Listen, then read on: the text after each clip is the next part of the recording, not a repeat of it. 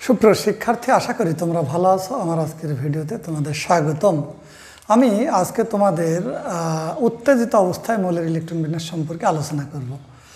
গত পর্বে শিখিয়েছিলাম হুন্ডের নিয়ম ইলেকট্রন বিন্যাস। আসলে ওই হুন্ডের নিয়ম ইলেকট্রন বিন্যাস কেউ যদি না দেখো, অবশ্যই আমার চ্যানেলে ওই ভিডিওটি দেওয়া আছে, তোমরা অবশ্যই দেখে নিও।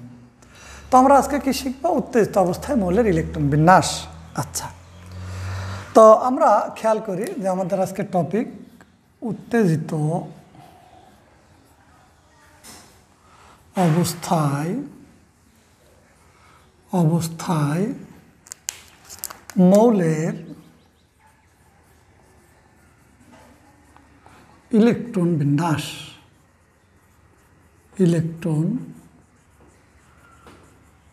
এই আজকে আমাদের টপিক। আচ্ছা, তাহলে উত্তেজিত অবস্থায় মৌলের ইলেকট্রন বিন্যাস।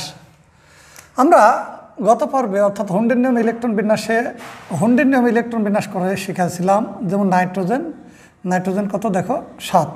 যদি আমরা ইলেকট্রন বিন্যাস করি 1s 2s 2p x 2p y, বলেছিলাম 2pকে ভাঙলে 3টা হয়, 2px 2py 2pz এবং 2pz। তাহলে কয়খান গোস্ত অর্থাৎ কয়টা ইলেকট্রন? 4টা হয়েছে, একে একখান অর্থাৎ 3 জনকে 3টা ইলেকট্রন দিয়ে দিলাম, 3টি বিজোড় হলো। আচ্ছা, এবার আমরা দেখি তো, আমরা যদি ইলেকট্রন বিন্যাস করি ফসফরাস 15, হ্যাঁ 15 কি 1s 2s 2p 6 3s 2 3p x 3p y 3p z। আচ্ছা, তাহলে আমি গতদিন শেখাইছি কিন্তু এগুলো, হ্যাঁ কে এল এম, লাস্টের শেল এটা কি কে,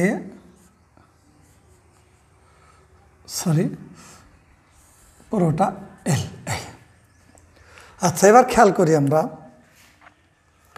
ফসফরাস, এরপর আমরা খেয়াল করি সালফার 16। আচ্ছা, সালফার 16 করলে কি হয় দেখি তো, 1s 2s 2p 6 3s 2 3p x 3p y 3p z। এই খেয়াল করো, তাহলে এখানে কত হবে? এখানে আমাদের 2 অর্থাৎ কে, এটা কি এল আর এটা লাস্টের এম, তাহলে 2, তাহলে 10 12 13 14 15 আর একে দিব তাহলে 2টা, কতদিন বলেছি। আর এখানে আমাদের কি দেখি, আমাদের কত হয়েছে 10 আর 2 12 13 14 15 এই। আচ্ছা, আর একটা যদি আমরা করি নাইট্রোজেন ফসফরাস। আচ্ছা, আরেকটা সেটা হচ্ছে কার্বন। যদি আমরা করি কার্বন কত 6, কার্বন 6 করলে 1s 2s 2p x 2p y 2p z। আচ্ছা, তাহলে কি হচ্ছে দেখো তো, এটা যদি কে শেল হয়, এটা কি এল শেল, তাহলে কার্বনের 2 4 হয়েছে 4। আচ্ছা, 4-এর আর একটা একে দিলাম, একখান একে দিলাম গোস্ত। আর নাই তো গোস্ত কীভাবে দেব? অর্থাৎ আমাকে বিজোড় করতে হবে। এটা কি, এটা আমি 0 দিয়ে রাখলাম। এখন উপায় নাই তো, কারণ আমার পিকে ভাঙলে আমার কয়টা হয়? 3টা হয়, 2px 2py এবং 2pz। তাহলে 2px 2py 2pz যদি হয়, আমার ইলেকট্রন আছে কয়টা? 2টা, 6 বুঝতে। তাহলে একে একটা আমি তো আর এখন আমার নিজের আঙ্গুল কেটে বসাইতে পারিনি, দিয়ে ইলেকট্রন পুজাইতে পারি না, তাই না? অতএব ফাঁকা থাকবে। আচ্ছা, তো তাহলে দেখো যে 2px একটা দিয়েছি, 2py একটা দিয়েছি, এর জন্য 2pzকে ফাঁকা রেখেছে, আমার ইলেকট্রন নাই। 6 এই পর্যন্ত 6 হয়ে গেছে। আচ্ছা, এবার খুবই গভীর মনোযোগ সহকারে একটা কথা তোমরা খেয়াল করবা, খুব খেয়াল। আচ্ছা দেখো, উত্তেজিত অবস্থায় ইলেকট্রন বিন্যাস করতে হলে তোমাকে আগে সরলভাবে, আমরা যে হুন্ডের নিয়ম ইলেকট্রন বিন্যাস শিখেছি, আগে এইভাবে করব। এর পরবর্তী স্টেপ উত্তেজিত, এটাকে বলে স্বাভাবিক অবস্থায় ইলেকট্রন বিন্যাস। তো এখানে লিখতে পারো যে স্বাভাবিক অবস্থা, এটা কি গ্রাউন্ড স্টেট আর কি, এটা স্বাভাবিক অবস্থা। স্বাভাবিক অবস্থা, এটা স্বাভাবিক অবস্থা ইলেকট্রন বিন্যাস। হ্যাঁ, এটা হচ্ছে স্বাভাবিক অবস্থা। হ্যাঁ, এটা স্বাভাবিক অবস্থা, এটা হচ্ছে স্বাভাবিক অবস্থা ইলেকট্রন বিন্যাস। আর এটা উত্তেজিত করলে কি হবে? এটা নাইট্রোজেনের স্বাভাবিক অবস্থা। হ্যাঁ, এটা স্বাভাবিক অবস্থায়, এখানে একটা ব্র্যাকেট দিয়ে দিলাম। স্বাভাবিক অবস্থায় নাইট্রোজেনের ইলেকট্রন বিন্যাস, সেটা ফসফরাসের স্বাভাবিক অবস্থা, এটা স্বাভাবিক অবস্থা, এটা এর কি স্বাভাবিক। অর্থাৎ সরলভাবে আমি যদি কার হুন্ডের নিয়ম ইলেকট্রন বিন্যাস করি, এটা স্বাভাবিক অবস্থা। তোমরা এর আগে এটাও এর স্বাভাবিক অবস্থা, এটা স্বাভাবিক অবস্থা। এখন উত্তেজিত বলতে বোঝায়, অর্থাৎ তাপ দিয়ে যদি মৌলটাকে উত্তেজিত করা যায়, তাহলে কোনো ফাঁকা স্পেস থাকলে, ফাঁকা অরবিটাল থাকলে সে সেখানে যাবে। তো বিষয়টা একটু গভীর মনোযোগ সহকারে খেয়াল করো, তোমাকে দুটি বিষয় এখানে খেয়াল রাখতে হবে, তাহলে উত্তেজিত মৌলের ইলেকট্রন বিন্যাস তোমার কাছে একেবারে ইজি মনে হবে। দুটি বিষয় কি? একটি দেখতে হবে তার সর্বশেষ শক্তি স্তরে কোনো বিজোড় ইলেকট্রন আছে, এই জোড় ইলেকট্রন আছে কিনা, সরি হ্যাঁ জোড়, বিজোড় না জোড়। তাহলে আমি আবার বলছি যে তার সর্বশেষ শক্তি স্তরে কোনো জোড় ইলেকট্রন আছে কি না। আচ্ছা দেখি তো, এর জোড় আছে নাইট্রোজেনের, সর্বশেষ শক্তি 2 2 2, অর্থাৎ এল শেলটা ওর সর্বশেষ মানে শেষের শেল, অর্থাৎ সর্বশেষ শক্তি স্তর বা লাস্ট কক্ষপথ, বুঝতেই পারছো। আচ্ছা তাহলে এখানে একটা জোড় আছে, এখানে জোড় আছে, এই জায়গাটায় জোড় আছে। এখানে কি জোড় আছে? আছে, এখানে জোড় আছে, এখানে জোড় আছে, এখানে জোড় আছে, হ্যাঁ জোড় আছে। আচ্ছা সর্বপ্রথম আমরা কার্বনটা দেখব। কার্বনকে যদি উত্তেজিত করা যায়, তাহলে সি লিখে এখানে আমি স্টার চিহ্ন দিব। এই স্টার দিলে তার উত্তেজিত অবস্থা প্রকাশিত হয়। তুমি উত্তেজিত অবস্থা বুঝবা কিভাবে? আমরা এইভাবে বুঝবো, যদি স্টার দিব অর্থাৎ কার্বনের উত্তেজিত অবস্থা ইলেকট্রন বিন্যাস। এখন প্রশ্ন হচ্ছে এই এস এর থেকে আমি বলেছি কিন্তু আগে দেখব না, সর্বশেষ কক্ষপথে কোনো জোড় ইলেকট্রন আছে কিনা, যুগ্ম অবস্থায় আছে কিনা, অর্থাৎ জোড় আছে কিনা। এইখানে একটা জোড় আছে, তাই না? এখানে তাহলে এই দিকে যারা আছে এরা এইভাবে 1s 2 এর তো কোনো কাজ নেই, এরা অপরিবর্তিত হুবহু উঠে গেল। এখন 2s এ জোড় আছে, যদি উত্তেজিত করেছি তাপ দিলে ইলেকট্রন একে, তাই না? তাপ দিলে কি হবে? এক অরবিটাল থেকে আর একটা অরবিটালে একটা ইলেকট্রন স্থানান্তরিত হয়ে যাবে। তাহলে এখানে দেখো, এই যে একটা দিলাম 2s1 এ, আর একটা ইলেকট্রন আমি কিন্তু রেখেছি, হাতে নিলাম, একটা আমার হাতে আছে, আর একটা বসাইছি। ওই ইলেকট্রনটা কোথায় বসাবো? দেখো 2pz আছে ফাঁকা, 2pz আছে। তাহলে 2px এ আগের মতো, ওই দেখো 2px এ আগের থেকেই ছিল, 2px এ একটা, 2py এ ছিল একটা, এগুলো আগেই ছিল। আর এই যে 2s এর যে ইলেকট্রনটা, এই ইলেকট্রনটা চলে যাবে 2pz এ, যেটা আমি উঠায় নাল একটা লিখে একটা হাতে রেখেছিলাম। এই যে 2pz, এই যে একটা দিয়ে দিলাম, এই দেখো, এই এখানে এল, এই যে কে এল। তাহলে এখানে বিজোড় কয়টা হয়ে গেল? বিজোড় হয়ে গেল 4টা। অর্থাৎ প্রথমে ছিল 2টা। আমরা জানি অধাতুর বহিঃস্তরে যা বিজোড় থাকে তাই তার যোজনী। এক্ষেত্রে কার্বনের যোজনী কত? 2, আর এক্ষেত্রে কার্বনের যোজনী 4। এই কার্বন ধাতু অধাতু চিনার একটা ট্রিক্স আছে আমার, আমি পরে একটা ক্লাস নিয়ে আসবো, নিয়ে টেনশন নেই। তাহলে কার্বনের 2টি বিজোড় 2 যোজনী। যাই হোক, আমরা ইলেকট্রন বিন্যাস করা শিখেছি, যোজনী বুঝতে পারছো, 2টা বিজোড় তাই 2, আর এখানে 4টা বিজোড় হলে 4 যোজনী। আমি জাস্ট বললাম, কিন্তু আমাদের মুখ্য উদ্দেশ্য আমরা উত্তেজিত অবস্থায় আমাদের ইলেকট্রন বিন্যাসটা কেমন হবে। তাহলে 2s এই একটা রেখে আর একটা চলে গেল ফাঁকা 2pz এ। আচ্ছা এবার আমরা খেয়াল করি, প্রশ্ন হচ্ছে এই জায়গাতে আমরা একটু খেয়াল করি। তো এই জায়গায় সালফারকে যদি আমি উত্তেজিত করি, তাহলে এর বহিঃস্তরে 2টা জোড়া আছে, 3s আছে আর 3px এ জোড়া আছে। 2টা জোড়া, 2 জোড়া একসাথে ভাঙতে যাব না, তাহলে আমাদের কাজ সবই গোলমেল হয়ে যাবে। এক জোড়া আগে ভাঙবো, তারপর আর এক জোড়া।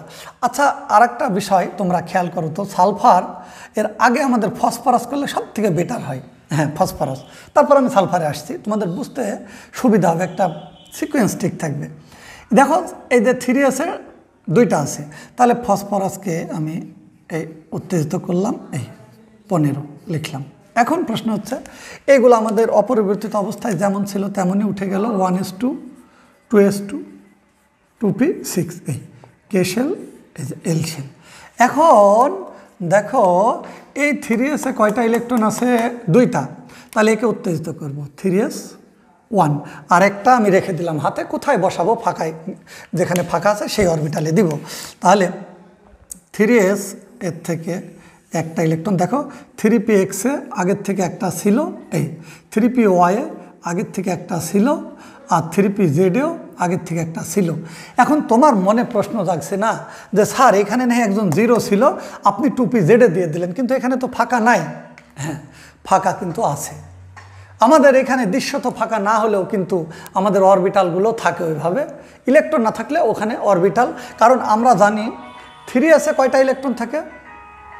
দেখো 3s এ ইলেকট্রন থাকে, 3s এ ইলেকট্রন কয়টা থাকে? 3s এ ইলেকট্রন থাকে এই যে দেখো 3s এ 3s 3p 3d, এই 3s 3p 3d, অর্থাৎ আমরা জানি তৃতীয় শক্তি স্তরে 3s আছে, 3p আছে, 3d আছে। তো আমার 3p এর 3টা পূর্ণ হয়েছে, কিন্তু দেখো 3s এর একটা, 3p এর কয়টা? এই যে 3টা, 3d এর আমরা জানি 5টা, 1 2 3 4, 1 2 3 4 5, কয়টা হবে? 5টা। আচ্ছা, এখন খেয়াল করো তোমরা যে আমার 3p এর এই 3টা পূরণ হয়েছে, 3p এর 1 2 3, এই 3টা অরবিটালে 3টা আছে। দেখো 3px কি 3py এবং 3p জেডে, আগেতে ছিল 3px 3py 3pz, আমি তাই লিখেছি। এখন 3s এর যে একটা, সেই ইলেকট্রনটা কোথায় যাবে? 3s, অর্থাৎ এই 3s এ যে এখানে আছে কয়টা? 2টা, একটা ইলেকট্রন, 2টা ইলেকট্রন। ইলেকট্রন আমি দেখাচ্ছি এভাবে, একটা উপরের দিকে অর্থাৎ ঘড়ির কাঁটার দিকে, আর একটা ঘড়ির 2টা ইলেকট্রন থাকলে একটা দিকে ঘুরে, একটা বিপরীত দিকে ঘুরে, ঘড়ির কাঁটার দিকে এইভাবে ইলেকট্রনটা। তাই আমি একটা উপরের দিকে মুখ করে দেখাইছি আর একটা নিচের দিকে মুখ করে। আচ্ছা, এই 2টা ইলেকট্রন উত্তেজিত করলে এখান থেকে একটা ইলেকট্রন চলে যাবে, এই যে 5টার 3dxy আছে না, এখানে চলে যাবে। ঠিক আছে, 3dxy। তারপরেরটা কি? এটা 3dyz 3dzx। তো আমার একটা গেলে একটা লাগবে, তাহলে খেয়াল করো এই যে 3s1, এখানে ছিল কি 3s2, এখানে 3s1 লিখেছি, আর একটা চলে যাবে 3dxy, কারণ আমার লাস্ট শক্তি স্তর তৃতীয়, আর তৃতীয় শক্তি স্তরে ডি নিতে আমার কোনো সমস্যা নেই। তৃতীয়তে আমি জানি spd থাকে, 3s 3p 3d, তাহলে 3dxy একটা দিয়ে দিলাম। এই যে 3s থেকে 3dxy, এই যে এখানে চলে গেল। হ্যাঁ, আচ্ছা, এবার আমরা খেয়াল করি আরও কয়েকটা, এটা খেয়াল করলে একেবারেই খোলাসা হয়ে যাবা তোমরা। আচ্ছা, এখানে কি সালফার উত্তেজিত করলাম কত?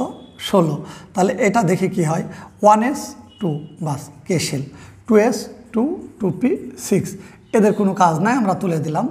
আমাদের এখানে কাজ, এখন এখানে জোড়া আছে কয়টা? এখানে একটা, এখানে একটা। তো বিজোড়ের পাশে যে জোড়া, এই জোড়াটাকে আগে ভাঙি আমরা। আচ্ছা দেখো, তাহলে এখানে কত?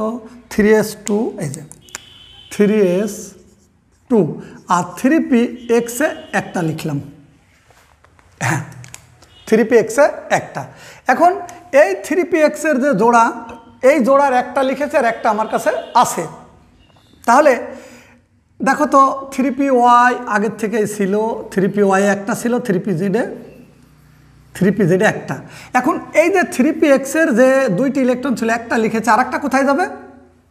3dxy যাবে, কারণ তৃতীয় শক্তি স্তরে কি আছে আমার? 3dxy 3dyz 5টা আছে।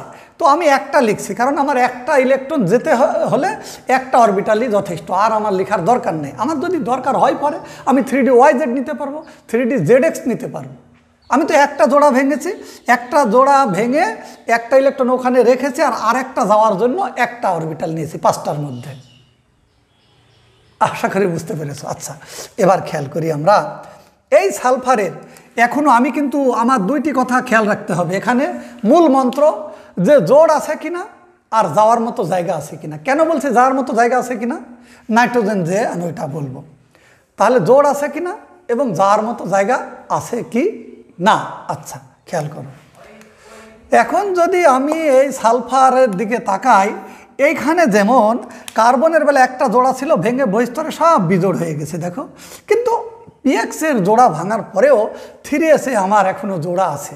অর্থাৎ একে যদি পুনরায় উত্তেজিত করা যায়, আবার এই জোড় ভাঙবে। একবার তো ভেঙেছেই, একবার উত্তেজিত করেছি, একে যদি আমরা পুনরায় উত্তেজিত করি সালফার, এই যে সালফার যদি 1 স্টার, এখানে দেব 2 স্টার, অর্থাৎ যদি পুনরায় উত্তেজিত করি তাহলে কি হবে আমরা দেখি তো।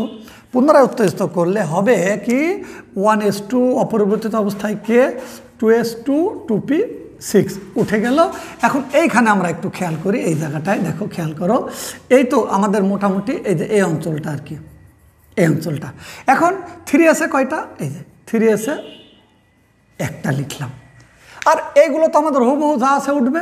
এই 3s-এর যে দুটি ইলেকট্রন ছিল, একটা ইলেকট্রন রেখেছি আর একটা ইলেকট্রন যাওয়ার মতো জায়গা আছে। আমরা জানি তৃতীয় শক্তি স্তরে ডি, অর্থাৎ এখানে আমি dxy লিখেছি, ডি 5টা হয়, আমি একটা লিখেছি। এখন yz আছে, zx আছে, x² - y² আছে এবং 3d z² আছে। তো আমি অত তো নিব না, xy নিয়েছি। এখন কি নিব দেখো, এখন যদি আমি বলি 3d, এই যে 3d xy, এই যে yz-এ একটা দিয়ে দিলাম, এই যে। তাহলে 3s একটা, আর একটা চলে গেল কোথায়, এই যে 3d z-এ চলে গেল। আর মধ্যেখানে আমাদের আগের থেকে ছিল 3p x1, 3p y1, 3p z1, 3d xy, 3d xy 1। তাহলে বিজোড় কয়টা হলো দেখো তো, বিজোড় কয়টা হলো, এই যে 1 2 3 4 5 6টা বিজোড় হলো। অর্থাৎ সালফারের যোজনী যে 6, আর এখানে 4টা হয়েছে, তাই এখানে যোজনী 4, আর এখানে দেখো এখানে 2, তাই 2। এই যে সালফারের যোজনী এভাবে 2 4 6 হয়। সালফারের বিজোড় 2টা, তাই যোজনী 2, বিজোড় 4টা, তাই 4। এভাবে পরিবর্তনশীল যোজনী হয় সালফারের। তাহলে সালফারের 2টি জোড়া, প্রথমে এক জোড়াকে ভাঙবো 3px-এর, তারপরে 3s-এর জোড়া, আর তৃতীয় শক্তি স্তরে ফাঁকা আছে। এখন প্রশ্ন হচ্ছে, কেন আমি বলছি যে দুটি কি পয়েন্টস, যে লাস্ট শক্তি স্তরে জোড়া আছে এবং যাওয়ার মতো জায়গা আছে কিনা। আচ্ছা, এবার খেয়াল করি তো আমরা এই নাইট্রোজেনটা আমরা দেখব। তোমরা ফসফরাস বুঝতে পেরেছ। নাইট্রোজেনকে যদি উত্তেজিত করা যায়, আমি এইখানে দেখাচ্ছি, নিচে জায়গা নাই, একটু খেয়াল করো। নাইট্রোজেনকে যদি উত্তেজিত করা যায়, নাইট্রোজেন 7কে উত্তেজিত করলে, ভালো কথা, আমার অপরিবর্তিত অবস্থায় 1s2 লিখে দিলাম। নাইট্রোজেন উত্তেজিত এখানে দেখাচ্ছি, একটু ভালো করে খেয়াল করো তোমরা। 2s2, আচ্ছা 2s1 লিখলাম, ভালো কথা।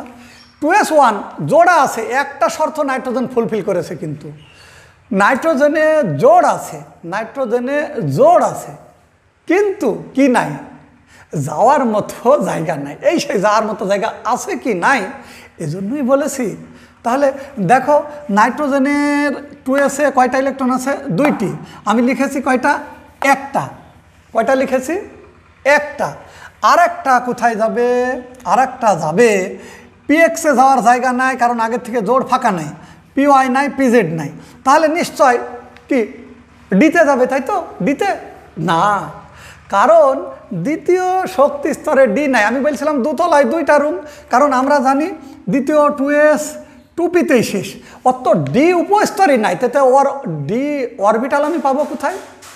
এই যে দ্বিতীয়তে জানো না, 1-এ একটা 1s, 2-এ 2টা।